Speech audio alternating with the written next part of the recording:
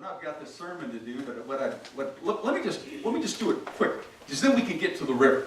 Are we going to the river? We are going to the river. And if there are others that would like to be baptized, if there are others that would like to have their faith affirmed today, you going in, Jay? Absolutely. If you Okay, so while we, pardon? The water's up. That's great. It's up and cold, baby. Here we go. When I saw it raining this morning in the 40s, I thought, yes! You will not forget this day. A few of us won't forget this day. So this is a good thing. Now, as Methodists, we don't rebaptize. What we do is reaffirm, and that's what we'll be doing. So at a point of the service, I'll ask if those that want to be reaffirmed, Jay, you come up. If there's anybody else who wants to join the church today, come on up too. I know, Randy, you're joining the church today. You're transferring your membership. Okay. You know, that's what I've been thinking. And I'm thinking you ought to sing it. I'm thinking that we need to add an instrument to it. So maybe maybe we'll add something. Kazoo?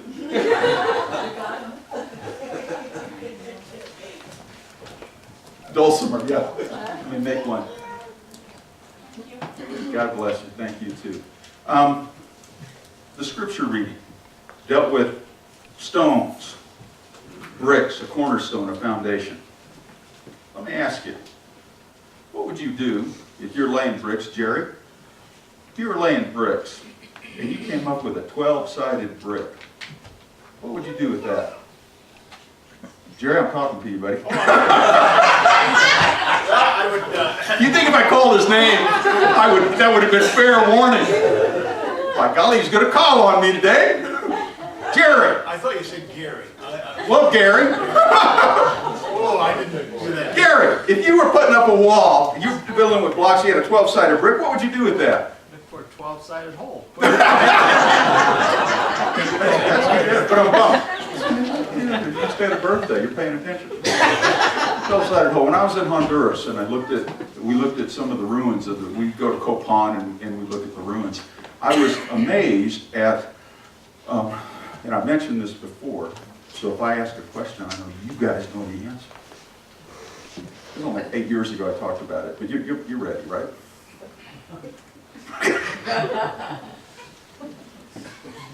We would see the pyramids or the walls built, and with what they built with, it's just amazing that they could get it to last.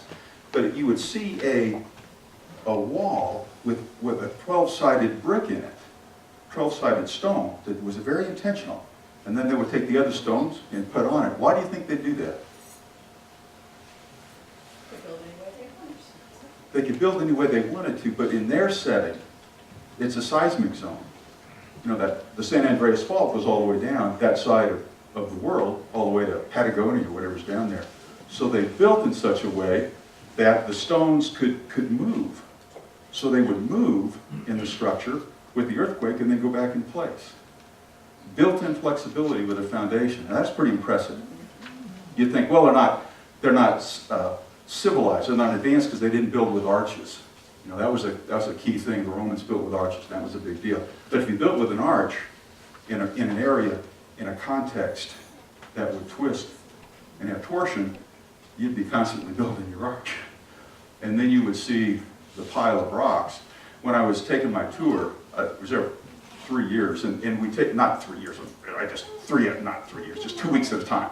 But we take the tour, and we'd see this pile, and I'd say, well, here's the temple, would be at Copan, here's the temple that they're putting together, and this is other pile.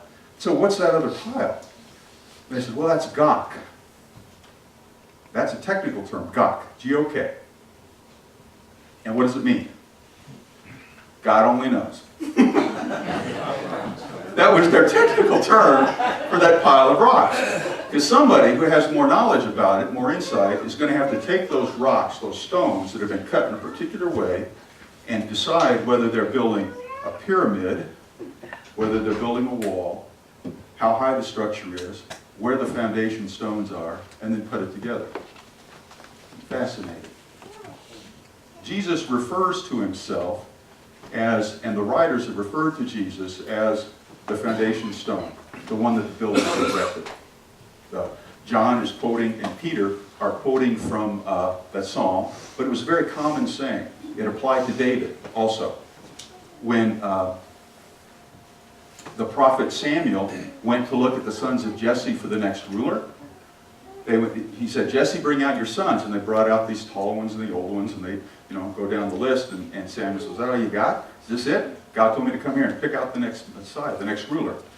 Well, I have one more. He's out tending sheep. We'll bring him. The ones that the others rejected and overlooked is the one that God wanted for that role of king. Israel became the stone that was rejected. Christ became the stone that was rejected. When Peter says we are to be a holy priesthood, a royal priesthood, what is he talking about? We just read it a few minutes ago. What does it mean to be a holy priesthood? He talks about a stone, a living stone, and we're to be we, not just a few, to be that royal priesthood. The folks that, I think it's the folks that placed the stones.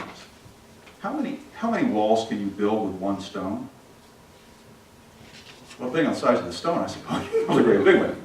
Just one. No, you can't at all, can you? Because the stone alone doesn't make a wall. We seem to think that as Christians, we can do our Christianity alone. We really can't. To be a Christian, we need to be in community. To be a Christian, we need to be in the hands of that master builder who builds on the foundation. Now, Leslie, Matthew 16:18.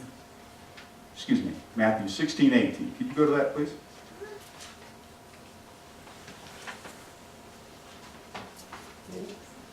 Are you there? Yes. Please read. And I also say to you that you are Peter, and on this rock I will build my church, and the gates of Hades shall not prevail against it. Now, the translation is incorrect. Well, the way we've done it is incorrect. Because what was the question that Jesus was asking his disciples that Peter responded with, and Jesus said, "Yep, that's the right answer." What was that question? Do you remember? Jesus was walking with these guys and saying, "Well, who do you say that I am?" And they said, "Well, gee, JC, some of them say you're Elijah, come back. Some say you're John the Baptist. Some say you're Jeremiah. Some say you're this other prophet." Close. Not quite. Not even close. Well, what was Peter's response? You are the Messiah. You're the Christ. You're the Son of the living God. And Jesus says, "Yes, Peter." And then he calls him Petra, which is the masculine form, but there's also Petros, which is the other one. So he says, "Yes, boy, you're the rock, Peter." He was kind of making fun of him in a way, because Peter was big talk, no action. Peter was the kind of guy that would flail and run off and cut people's ears off, and he'd just say whatever. "Oh, Jesus, I'll be with you forever. I'll never let you go. I'll never deny you." And he did it. Jesus was that kind of guy. Jesus is the one that, boy, he'd talk the big story. Or not Jesus, Peter. Peter's the one that would talk the big story. And Jesus said, "You're just a little rock, so what you are." And he called him that. He said, Peter called him a little rock. He said, "You're a little rock, but it's on the large rock. The rock of your answer, the rock of revelation, the rock of the Spirit." That's the foundation. That's the foundation we build on. Not upon people. We build it upon the Christ. And we build it on that revelation that Jesus is the Messiah, Jesus is the way, the truth, and the life. Priesthood. Priest. The Latin is pontifex. That's where we get pontiff, and we get priest. But it means bridge builder. You are a nation of bridge builders. It's not God only knows. You have a role to play in this. You are being chipped away at, you're being formed, and you're being made into a structure, a bridge. As a holy priesthood, Doc, we are those people that bridge sacrificial living. We image that for folks as a community of the Christ, as a community of believers. We image that. We are that bridge. We are that bridge for younger people to see what it means to be a Christian. We are that bridge. We are that bridge in the community where people say, that's what a Christian looks like. And we bridge between neighbor and bridge between God. We are a holy priesthood. We are bridge builders. We are pontifex.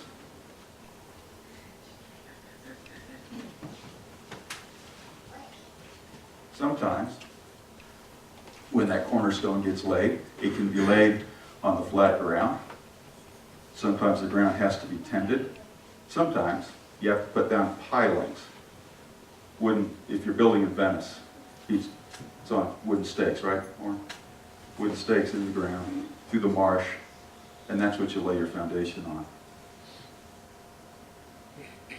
Sometimes the foundations sink in the marsh, and you gotta add more rock and brick and start again with another foundation.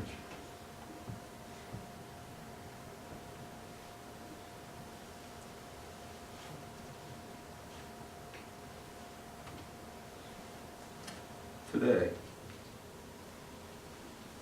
Tricia, you have responded to the call of the Christ. You have responded to what do I need to do next? And the question is, be born again. And this is what we do in a few minutes down by the river.